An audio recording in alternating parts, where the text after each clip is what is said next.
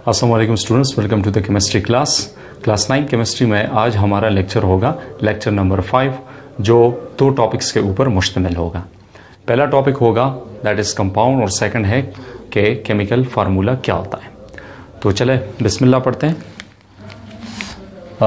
Compound किसे कहते हैं? ये दो टॉपिक्स आपको मिलेंगे पेज नंबर 9 और 10 के ऊपर मिलेंगे। तो कंपाउंड को उर्दू में कहा जाता है, कंपाउंड को उर्दू में कहते हैं मिला हुआ, या फिर इसे कहा जाता है मुरक्कब, यानी कि दो या दो से ज़्यादा चीज़ों का आपस में मिलना और एक नई चीज़ वो एक नई चीज़ बनाना, और वो नई चीज़ की खसूसियात पहले से ली गई चीज़ों से मुख्तलिफ होती है, तो ऐसी चीज़ों को कंपाउंड कहा जाता है। यानी कि इसका डिफिनीशन ये है कि pure substance consist of two और more different types of elements chemically combined together in a fixed ratio by मास।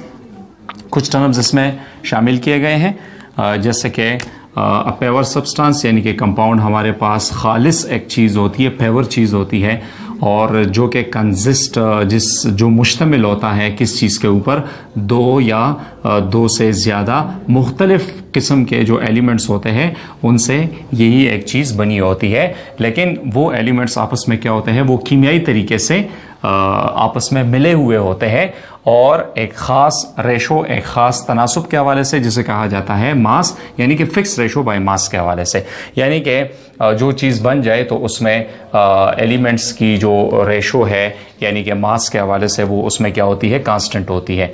तो ये बात नोट करनी है कि इसमें क्या है कि कीमियाई चेंज ज़रूर होता है, क्योंकि अगर मैं यहाँ पर कुछ एग्जांपल्स लिखूँ, एग्जांपल्स में आप लोगों को इस चीज़ की वाज़ेह वो क्लैरिटी आ जाएगी कि हमारे पास एक कंपाउंड है जिसको कहा जाता है वाटर। तो वाटर को अगर देखा जाए तो ये बेसिकली दो हाइड्रोजन एटम से बना है, और इसमें एक जो है वो है ऑक्सीजन एटम है। ठीक हो गया। अब दो हाइड्रोजन एटम और एक ऑक्सीजन एटम, यानी कि वॉल्यूम के हवाले से, यानी कि साइज़ के हवाले से, यानी कि एटम्स की रेशो के हवाले से इसकी रेशो है वो है 2:1 है। तो इसको कहा जाता है एटॉमिक रेशो, यानी कि एटम का वो तनासुब है, एक ये रेशो है। अच्छा, अगर हम मास के हवाले से डिस्कशन करें तो एक हाइड्रोजन का जो मास है वो है 1 ग्राम है, 1 mu है। अगर 2 का होगा वो 2 mu होगा। इस तरह ऑक्सीजन का है वो 16 mu होता है। तो अगर मैं उसका रेशो निकालूँ तो वो हमारे पास आएगा 2:16 आएगा। इसको अगर मैं मज़ीद सिंपल करूँ तो हमारे पास ये इस तरह की भी वो आ सकती है 1:8, क्योंकि अगर इसको भी मैं 2 पे डिवाइड करूँ, इसको भी 2 पे डिवाइड करूँ, तो हमारे पास जो रेशो बन जाती है वो है 1:8 है, और इसको कहा जाता है रेशो बाय मास। तो ये एक ताल्लुक है जो कि मास के हवाले से मैंने इसको क्या किया, वो मैंने जाहिर किया। तो किसी भी कंपाउंड के अंदर एटमों का जो रेशो होता है वो कांस्टेंट ही होता है। अगर आप एटम का रेशो वो तब्दील करते हैं तो फिर वो फार्मूला नहीं रहता। जैसे कि वाटर का फार्मूला है वो है H2 होता है, लेकिन अगर मैं इसमें एक ऑक्सीजन का इजाफा करूं, यानी अगर मैं इसमें एक ऑक्सीजन का वो इजाफा करूं, ठीक हो गया, तो फिर ये फार्मूला कन्वर्ट हो जाता है H2O2 में कन्वर्ट होता है, और फिर उसको वाटर नहीं कहा जा सकता, बल्कि उसको एक नया कंपाउंड कहते हैं जिसको कहा जाता है हाइड्रोजन पर ऑक्साइड, उसे कहते हैं हाइड्रोजन पर ऑक्साइड। फिर हमारे पास ये एक नया कंपाउंड वो बन जाता है। तो ये बात भी आप लोगों ने नोट करनी है कि प्रोडक्ट, इस एरो से राइट साइड पे जो चीज़ें होती है उसको प्रोडक्ट कहा जाता है, यानी कि ये जो चीज़ है इसको प्रोडक्ट कहते हैं, और ये जो चीज़ है ये रिएक्टेंट है, बीच में एरो है, यानी कि रिएक्टेंट साइड पे चीज़ें आपस में रिएक्शन कर जाती है, और प्रोडक्ट में उसको हम क्या करते हैं, उसको हम हासिल करते हैं। तो इसमें जो फिक्स्ड रेशो बाय मास लिखा है, यानी कि एटम्स का एटमों का जो रेशो होता है मास के हवाले से वो भी कांस्टेंट होगा, और वॉल्यूम के हवाले से वो भी हमारे पास क्या है, वो कांस्टेंट ही होगा। तो कंपाउंड के अंदर ये बात भी नोट करनी है कि प्रोडक्ट में जो चीज़ हमारे पास निकल आती है उसकी खसूसियात रिएक्टेंट से क्या होगी, वो डिफरेंट होगी। तो ये सेंटेंस मैं यहाँ पर भी नोट करता हूँ कि प्रोडक्ट की जो क्या है, प्रोडक्ट प्रॉपर्टीज़ वो क्या होती है, प्रोडक्ट प्रॉपर्टीज़ वो डिफरेंट होती है from what, different from reactant side, यानी कि रिएक्टेंट साइड पे मौजूद जो चीज़ें होती हैं उससे प्रोडक्ट की खसूसियात क्या है वो वाज़ेह तौर पर मुख्तलिफ होती है, और ये एक कीमियाई अमल के नतीजे में ये चीज़ें आती हैं। जैसे कि मैं आपको एक और एग्जांपल से इसको क्लियर करूं, हमारे पास एक नेक्स्ट एग्जांपल है, दैट इज़ अगर मैं आयरन को उठाऊं और साथ में इसको सल्फर के साथ मिक्स करूं तो प्रोडक्ट में हमारे पास फेरस सल्फाइड बनेगा। इसको आयरन कहा जाता है, ये सल्फर है, ये है फेरस सल्फाइड है। इनिशियली ये बात नोट करनी है कि इसका जो कलर होता है वो है लाइट ग्रे कलर होता है, ठीक हो गया, लाइट ग्रे कलर। इसका येलो कलर होता है और इसका वो है ब्लैक कलर होता है। तो ब्लैक कलर वो क्या है, वो येलो और लाइट ग्रे से क्या है वो मुख्तलिफ होता है। यानी कि एक तो ये प्रॉपर्टीज़ आ गई। दूसरी प्रॉपर्टीज़ में आप इसकी मैग्नेटिक प्रॉपर्टीज़ भी चेक कर सकते हैं, यानी कि रिएक्टेंट और प्रोडक्ट की जो खसूसियात है वो भी चेक कर सकते हैं। आयरन वो हमारे पास इनिशियली क्या है वो मैग्नेटिक है, अगर मैग्नेटिक्स के सामने रखा जाए तो ये अपनी क्या है वो पीसेस वो आपस में वो अट्रैक्ट करते हैं। सल्फर वो नॉन मेटल है, मतलब है ये मैग्नेट अपनी तरफ नहीं खींचता। और फेरस सल्फाइड चूंकि इसके अंदर आयरन मौजूद है, लेकिन आयरन को जलाने के बाद इसके ऊपर सल्फर का पाउडर आ जाता है, तो क्या होता है कि इसकी खसूसियात फिर मैग्नेटिक नहीं रहती, तो ये भी हमारे पास नॉन मैग्नेटिक होता है, यानी कि मैग्नेटिस इसको अपनी तरफ नहीं खींच सकती। ठीक हो गया। तो इसको नोट करना है कि प्रोडक्ट की खसूसियात रिएक्टेंट से डिफरेंट होती है। इस तरह अगर आप देखें वाटर का कंपाउंड है तो हाइड्रोजन हमारे पास क्या है वो गैस है, ऑक्सीजन भी हमारे पास क्या है वो गैस है, लेकिन जो वाटर का मॉलिक्यूल बनता है वो हमारे पास लिक्विड स्टेट में आता है। तो देखें हाइड्रोजन गैस, ऑक्सीजन गैस और प्रोडक्ट में जो चीज़ है वो लिक्विड है, नई चीज़ बन गई। तो नई चीज़ की खसूसियात रिएक्टेंट वाली साइड से क्या होगी वो मुख्तलिफ होगी। ये सिर्फ कंपाउंड के हवाले से हमने ये बात डिस्कस की। अब आते हैं कुछ मुख्तलिफ किस्म के कंपाउंड्स हैं जो कि पेज नंबर 10 पे आपको दिए गए हैं और उसको डिस्कस करते हैं। पेज नंबर 9 पे हमारे पास इस किस्म के ये कंपाउंड्स हैं, जैसे कि है पोटाशियम आयोडाइड है, कॉपर सल्फेट है, कोबाल्ट नाइट्रेट है, आयरन 3 क्लोराइड है जिसको फेरिक क्लोराइड भी कहा जाता है, ये है सोडियम क्लोराइड है। ठीक हो गया। और ये हमारे पास क्या है, ये है पोटाशियम मंगनेट है, तो ये ग्रीन कलर का होता है। ठीक हो गया। और ये एंटीसेप्टिक के तौर पे भी इस्तेमाल किया जाता है। सोडियम क्लोराइड जिसको कॉमन टेबल साल्ट कहा जाता है, फेरिक क्लोराइड है, इसको बताओ रिड्यूसिंग एजेंट इस्तेमाल किया जाता है। कोबाल्ट नाइट्रेट है, ये भी हमारे पास एक कंपाउंड होता है, साल्ट की फॉर्म में ये होता है। और कॉपर सल्फेट है जिसको नीला तोता कहा जाता है। इसका नाम मैं इसलिए नहीं लिखता क्योंकि आगे जो पेज नंबर 10 पे जो रोज़मर्रा के रूटीन में इस्तेमाल होने वाली कंपाउंड्स है उसका वो डिटेल हम लोग क्या करेंगे वो हम पढ़ेंगे। इस तरह पोटाशियम आयोडाइड है, तो ये भी एंटीसेप्टिक के तौर पे इस्तेमाल किया जाता है। तो ये मुख्तलिफ किस्म के क्या है कंपाउंड है। अगर इसको देखा जाए तो इसमें मुख्तलिफ एलिमेंट्स आपस में मिले हुए हैं। देखिए पोटाशियम है, आयोडीन है, कॉपर है, सल्फर है, ऑक्सीजन है, कोबाल्ट है, नाइट्रोजन ऑक्सीजन, आयरन है, क्लोरीन है। ठीक हो गया। इस तरह सोडियम है, क्लोरीन है, इस तरह पोटाशियम है, मैंगनीज है और साथ में ऑक्सीजन है। तो दो या दो से ज़्यादा मुख्तलिफ एलिमेंट्स का आपस में कीमियाई रिएक्शन से बनने वाली एक नई चीज़ को कंपाउंड ही कहा जाता है। तो ये आपको पेज नंबर 9 के ऊपर वो मिलेंगे। आते हैं पेज नंबर 10 की तरफ आते हैं। पेज नंबर 10 में आपको मुख्तलिफ किस्म के कंपाउंड्स और उसके वो फार्मूले आपको दिए गए हैं। तो मैं इधर लिखता हूँ first one that is common, कि कॉमन नेम इसका क्या है, कॉमन नेम। फिर उसके बाद होता है इसका वो केमिकल नेम होता है, केमिकल नेम। और फिर लास्ट में आता है इसका वो क्या है, वो है फार्मूला होता है। लेकिन इसको फार्मूले को समझने, इस टाइटल को समझने से पहले आते हैं फार्मूले की तरफ आते हैं कि ये फार्मूला क्या होता है।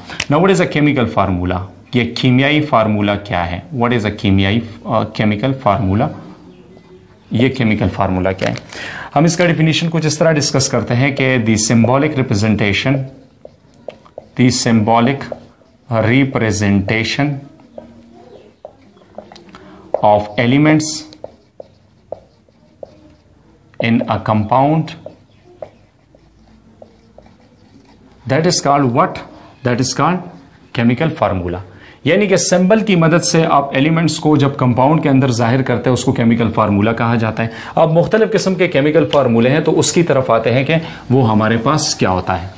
देखिए फर्स्ट वन एक कॉमन नेम है जिसको कहा जाता है बेकिंग सोडा। ठीक हो गया। तो ये बेकिंग सोडा क्या है, और इसको कहा जाता है सोडियम बाई सोडियम बाइकार्बोनेट या सोडियम हाइड्रोजन कार्बोनेट, और इसका फार्मूला है NaHNCO3 होता है। बेकिंग सोडा को कहा जाता है खाने का सोडा, खाने का सोडा, या इसको कहा जाता है मीठा सोडा भी इसे कहते हैं। दौड़ो दपारा चिकमा सोडा इस्तेमाली, तो उसको कहा जाता है खाने का सोडा या बेकिंग सोडा। इसके बाद फिर आता है ब्लीचिंग पाउडर है, ब्लीचिंग पाउडर, ठीक हो गया। तो ब्लीचिंग पाउडर जिसको केमिकल नाम जो दिया जाता है वो हमारे पास क्या है, इसको कहा जाता है, ब्लीचिंग पाउडर को कैल्शियम हाइपोक्लोराइट है, हाइपोक्लोराइट, और इसके लिए जो फार्मूला यहां पर मेंशन है तो वो आता है कैल्शियम ऑक्सीक्लोराइड, या इसका ये फार्मूला भी हम लिख सकते हैं CaOCl ब्रैकेट और फिर बाद में क्या आता है वो Cl आता है। तो ब्लीचिंग पाउडर ये असल में इसको उर्दू में कहा जाता है रंग दूर करने वाली सफूफ, सफूफ कहते हैं पाउडर को कहा जाता है, यानी कि दाग धब्बे जब हमारे कपड़ों के ऊपर होते हैं तो उसको निकालने के लिए हम ब्लीच का इस्तेमाल करते हैं, तो वो ब्लीचिंग पाउडर या सफूफ हो, ये असल में क्या है वो है कैल्शियम ऑक्सीक्लोराइड या फिर कैल्शियम हाइपोक्लोराइड इसे कहा जाता है। तो ये इसके कॉमन नेम है और ये केमिकल नेम है, पर उसके लिए ये फार्मूले वो दिए जाते हैं। इसके बाद हमारे पास वो आता है कास्टिक सोडा है, ठीक हो गया, कास्टिक सोडा, इसको कहते हैं जलाने वाली सोडा, या इसको कहा जाता है साबुन का सोडा, यानी कि साबुन में इस्तेमाल होने वाली सोडा को कास्टिक सोडा कहते हैं, और केमिस्ट्री में इसे कहा जाता है sodium hydro oxide, sodium hydro oxide, इसका केमिकल फार्मूला है NaOH होता है, ठीक हो गया। उसके बाद फिर है बहुत सारे, जैसे कि हमारे पास है कैल्शियम कार्बोनेट है जिसको लाइमस्टोन कहा जाता है, यह है लाइमस्टोन, ठीक हो गया, जिसको कहता है चूने का पत्थर, द चुनी घटा, तो चूने का पत्थर इसका फार्मूला जिसको कहते हैं कैल्शियम कार्बोनेट इसे कहा जाता है, ठीक हो गया, और इसका फार्मूला है CaCO3 होता है। इसके बाद फिर आता है लाइम वाटर है, लाइम वाटर, या इसको कहा जाता है स्लेक्ट लाइम, स्लेक्ट लाइम, और इसका फार्मूला इसको कहते हैं calcium hydro oxide, calcium hydro oxide, इसका फार्मूला है CaOH2 होता है, कैल्शियम हाइड्रो ऑक्साइड। तो इसको कहते हैं चूने का पानी, द चूनी उबोत वेले की, स्लेक्ट लाइम यानी कि बुझा हुआ चूना, बुझा हुआ चूना, या इसको पश्तो में कहते हैं मड़शेवी चूना, तो ये है कैल्शियम हाइड्रोक्साइड, और ये तब बनता है जब कैल्शियम कार्बोनेट को हीट देने के बाद हमारे पास कैल्शियम ऑक्साइड बनते हैं। आते हैं उस टॉपिक की तरफ भी आते हैं, डिस्कस करते हैं उसके बारे में भी। अच्छा, एक तीसरा है वो है क्विक लाइम होता है, तो क्विक लाइम जिसको कहा जाता है गैर बुझा हुआ, बगैर बुझा हुआ चूना, ठीक हो गया, क्विक लाइम, जिसको अनबुझा हुआ चूना भी कहा जाता है, ज्वंदई चूना होता है वेले की, तो ये आता है कैल्शियम ऑक्साइड आता है, ठीक हो गया, और इसका फार्मूला है Ca और O होता है। तो कैल्शियम ऑक्साइड जिसको क्विक लाइम कहते हैं, ये बात नोट करनी है कि जब पहाड़ों में बड़े बड़े पत्थर होते हैं उसको कैल्शियम कार्बोनेट कहते हैं, छूने का पत्थर, उसको जब हीट दिया जाता है तो वो कैल्शियम ऑक्साइड और कार्बन डाइऑक्साइड में कन्वर्ट किया जाता है। हीट देने के बाद जो घरों में हम मार्केट से चूना लाते हैं तो वो कैल्शियम ऑक्साइड जिसको क्विक लाइम कहा जाता है, और क्विक लाइम को जो ही हम पानी में फेंकते हैं तो हमारे पास बनता है कैल्शियम हाइड्रोक्साइड, और कैल्शियम हाइड्रोक्साइड को फिर हम इस्तेमाल करते हैं वाइट वॉश के लिए, यानी कि घरों में इस्तेमाल होने वाला जो चूना होता है उसको हम फिर इस्तेमाल में वो लाते हैं। तो ये है बगैर लाइम, बगैर बुझा हुआ चूना या क्विक लाइम है, ये है लाइम वाटर, स्लैक लाइम है, और ऊपर क्या हमारे पास है वो लाइम स्टोन है। तो ये इसके कॉमन नेम है, ये केमिकल नेम है, और ये फिर आते हैं इसके केमिकल फार्मूले हैं। बढ़ते हैं आगे टॉपिक की तरफ कि और क्या क्या चीज़ें इसके अंदर वो मौजूद है।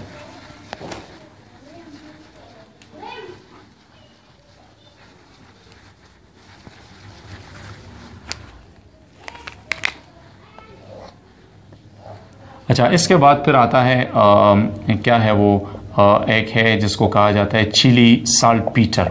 ठीक हो गया, चिली साल्टपीटर। तो ये बात नोट करनी है कि इसका केमिकल नाम जो है वो है सोडियम नाइट्रेट होता है, सोडियम नाइट्रेट, और जिसका फार्मूला है NaNO3 होता है, सोडियम नाइट्रेट। तो चिली साल्टपीटर, ये चिली का जो लफ्ज़ है ये बेसिकली एक लातीन अमेरिका या लैटिन अमेरिका मतलब है, वहाँ पे एक स्टेट है चिली।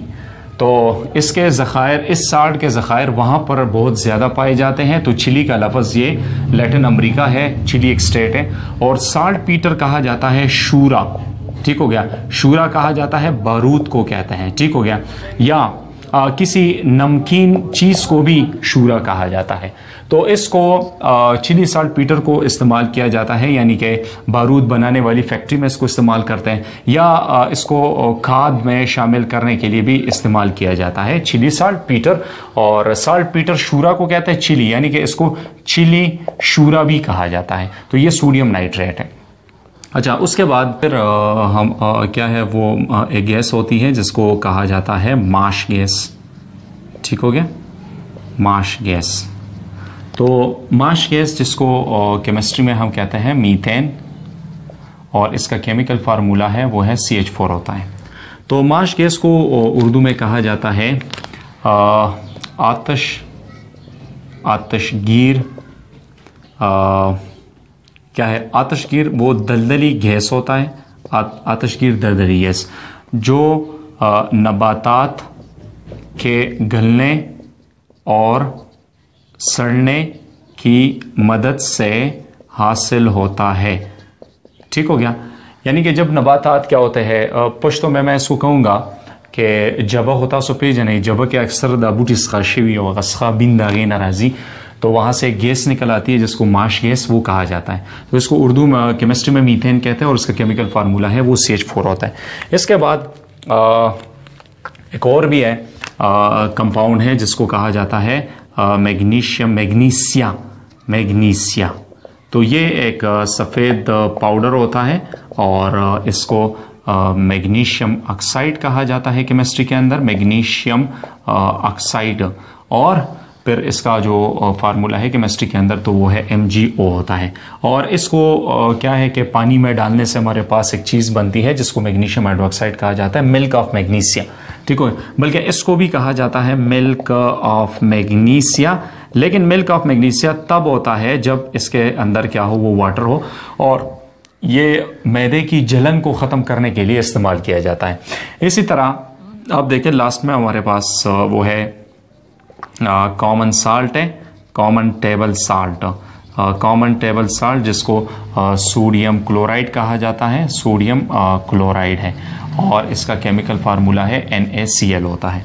तो कॉमन टेबल साल्ट ये क्या है, जिसको पश्तो में भी नमक, पश्तो में मालगा कहते हैं, लेकिन उर्दू में इसको नमक कहा जाता है, और इसको खाने में बतौर जायके के वो इस्तेमाल किया जाता है। तो एक बेहतरीन बात जो आज की मैं आपके साथ शेयर करना चाहूँगा वो ये है कि अपने आप को क्या है वो नमक की तरह बनवाओ। मतलब है कि जब किसी महफिल में आप बैठे हुए होते हो तो आप नमक की तरह वो बिहेव शो किया करें, क्योंकि क्या है कि नमक की घर के अंदर कोई वैल्यू नहीं होती है, लेकिन जब खाने में नमक ना हो तो पूरे घर में किसी भी खुराक के अंदर वो जायका फिर नहीं होता। तो फिर नमक को हम क्या करते हैं, उसको हम मिस करते हैं। तो बंदे को भी चाहिए कि वो नमक की तरह का रहे, कि घर में जब उसकी मौजूदगी हो तो किसी के पास वो एहसास ना हो, लेकिन जब वो दुनिया से चला जाए या घर से आउट हो जाए तो फिर सबको एहसास हो कि काश वो बंदा अगर घर में होता तो बहुत ही अच्छा होता। तो मैं समझता हूँ कि आज का टॉपिक वो आपको पसंद आया होगा, और उम्मीद रखता हूँ कि मैं आइंदा के लिए भी इस तरह के वाज़ेह वो वर्ड्स वगैरह लिखा करूँ। तो आज के लिए ये टॉपिक काफ़ी है, और कल इंशाल्लाह नई टॉपिक के साथ हाज़िर होंगे। तब तक के लिए इजाज़त, अल्लाह हाफ़िज़।